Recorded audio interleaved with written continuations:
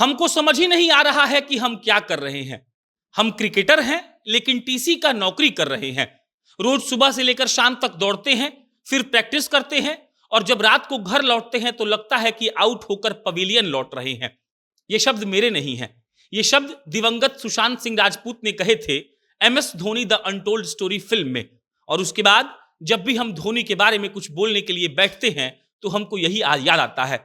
एक ऐसा लड़का जो बड़े बड़े बाल के लिए अपने पिताजी से ताने सुन रहा था, एक ऐसा लड़का जिसको सरकारी नौकरी मिल चुकी थी, एक ऐसा लड़का जो थोड़े बहुत में सेटलमेंट नहीं चाहता था, और एक ऐसा लड़का जो आज 42 साल का हो गया है लेकिन जब मैदान पर कदम रखता है तो पूरा भारत उसका होम ग्राउंड बन जाता है। वो कलकत्ता में खेलता है तो लगता है कि बंगाली है, वो बेंगलोर में खेलता है तो लगता है वहीं का है, वो झारखंड में खेलता है तो लगता है कि झारखंड का है, वो बंबई में खेलता है तो वहां के बड़े बड़े रईस उससे हाथ मिलाना चाहते हैं। उसकी टीम हारती है तो भी उसे कोई फिक्र नहीं होता, उसकी टीम जीतती है तो उसे कोई फर्क नहीं पड़ता, और उसकी टीम जब 5वीं बार आईपीएल का चैंपियन बन जाती है तो वो कहता है कि हम ये आईपीएल ट्रॉफी नहीं उठाना चाहते हैं, आप रविंद्र जडेजा और अंबाती रायडू को बुला लीजिए। वो महेंद्र सिंह धोनी है, और वही महेंद्र सिंह धोनी आज 42 साल का हो चुका है। एक ऐसा लड़का जिन्होंने मिडिल क्लास परिवार के लड़के और लड़कियों को सिखाया कि तुम सपना देख सकते हो। एक ऐसा लड़का जिसके फार्म हाउस में आप घुसेंगे तो वो वहां पर ट्रैक्टर चलाता हुआ खेती करता हुआ मिल जाएगा, स्ट्रॉबेरी की खेती करता है, सब्जियां उगाता है और कहता है कि हमारे बाद भी कई लोग ऐसे आएंगे जो हमसे अच्छा खेलेंगे, हो सकता है कि हमसे बुरा खेले, और इसीलिए हम चाहते हैं कि जब हम यहाँ से जाएं तो हम यहाँ का कोई याद लेकर नहीं जाना चाहते हैं, अपितु ये चाहते हैं कि लोग मेरे क्रिकेटिंग करियर के बाद मुझे एक अच्छे इंसान की तरह याद रखे। महेंद्र सिंह धोनी के जन्मदिन के दिन एकदम से शाम तक हम बोल सकते हैं, इतना बोल सकते हैं कि आप सुन नहीं पाइएगा, इतना बोल सकते हैं कि हमारे एडिटर साहब एडिट नहीं कर पाएंगे, और इतना बोल सकते हैं कि फैक्ट्स और डेटा को बिना इंक्लूड किए हम सिर्फ इमोशनल होकर उसके बारे में बताते रहेंगे और आप सोचेंगे कि आदमी पगला गया है क्या। लेकिन एक बार सोचिए, एक आदमी पुणे के ग्राउंड पर जाता है तो पूरा पुणे पीलामय हो जाता है। वही आदमी जब कलकत्ता के ईडन गार्डन में जाता है तो पूरा ईडन गार्डन पीलामय हो जाता है।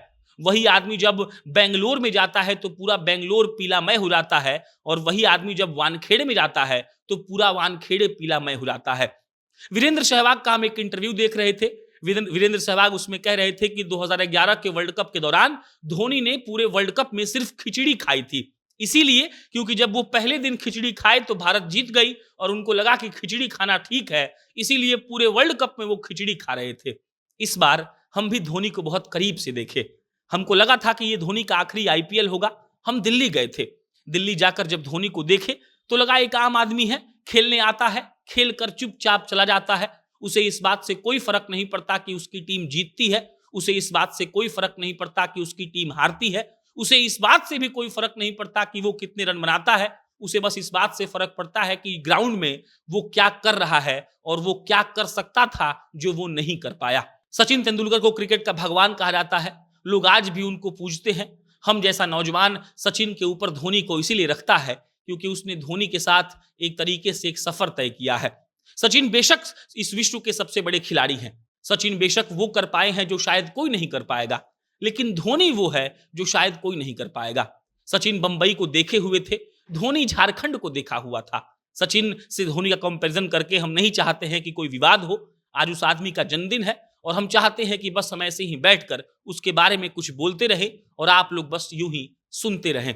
एक ऐसा कप्तान जिसके पास इस बात का गौरव है कि विश्व का तीनों आईसीसी का ट्रॉफी उस एकमात्र खिलाड़ी ने जीत कर दिखाया है।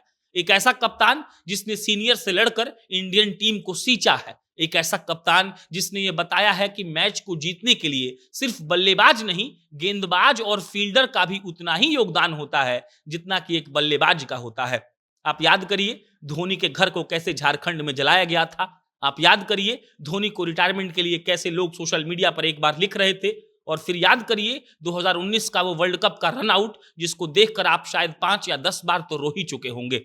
आप याद करिए परवेज मुशर्रफ की वो टिप्पणी जब उन्होंने कहा था कि माही आप अपना बाल मत कटवाइएगा, वो आपको सूट करता है, और माही ने अगले सीरीज में अपना बाल कटवा लिया था। माही की ऐसी सैकड़ों कहानियां हैं। वो कहानी जिसमें वो कहते हैं कि I am on national duty, everything else can wait, जब उन्होंने अपनी बच्ची को देखने से इनकार कर दिया था, ये कहते हुए कि हम देश के लिए खेल रहे हैं और अभी हम डाइवर्जन एक तरीके से कबूल नहीं कर सकते हैं, हम डाइवर्ट नहीं हो सकते हैं। महेंद्र सिंह धोनी क्या है, ये समझने के लिए आपको समझना होगा मिडिल क्लास परिवार का एक तरीके से रहने का तरीका, सहने का तरीका और उस बाप का सपना जो बाप इस बात को सोचकर खुश हो गया था कि बेटा को टीसी का नौकरी मिल गया, सरकारी नौकरी हो गया तो अब जीवन कट जाएगा। और बेटा जब वो नौकरी छोड़कर लौटा तो बाप ने कहा कि तुमको तो जो बुझाता है वही करते हो, वही करोगे और वही करते ही रह जाओगे। धोनी ने कहा था 1 साल हमको ट्राई करना है, अगर कुछ नहीं हुआ तो छोड़ देंगे और उसके बाद इतिहास रच दिया गया। ऐसा इतिहास कि धोनी अगर खड़ा हो जाते हैं तो भारत भर का सबसे ज्यादा टीआरपी उनको मिलता है। ऐसा इतिहास स्टार स्पोर्ट्स, जियो और हॉट स्टार जब ब्रेक होता है तो धोनी के एंट्री को दिखाते हैं, प्रचार को नहीं दिखाते हैं। धोनी एडवर्टीजमेंट, पैसा और शायद हर चीज से ऊपर उठ चुके हैं। धोनी वो हैं जो कहते हैं कि ऐसा नहीं है कि हम सबसे अच्छे हैं, और धोनी वो हैं जिनको टीमें इसलिए खरीदती है क्योंकि वो जानते हैं कि वो फील्ड पर खड़े रहेंगे, मैच बदल जाएगा। शाहरुख खान की पंक्ति से खत्म कर रहे हैं। शाहरुख खान ने एक बार कहा था, हमको अपना पैंट बेचकर भी धोनी को खरीदना पड़े तो हम तैयार हैं, लेकिन हमको पता है हम उनको खरीद नहीं पाएंगे। जन्मदिन मुबारक माही, तुम हौसला हो, तुम उम्मीद हो, जो जिसको अंग्रेजी में लास्ट होप कहा जाता है, तुम वो हो जिसको देखकर हम लोग बड़े हुए हैं, जिसको देखकर हमने ये सीखा है कि हासिल सब हो सकता है, आपके अंदर दृढ़ इच्छा शक्ति होनी चाहिए।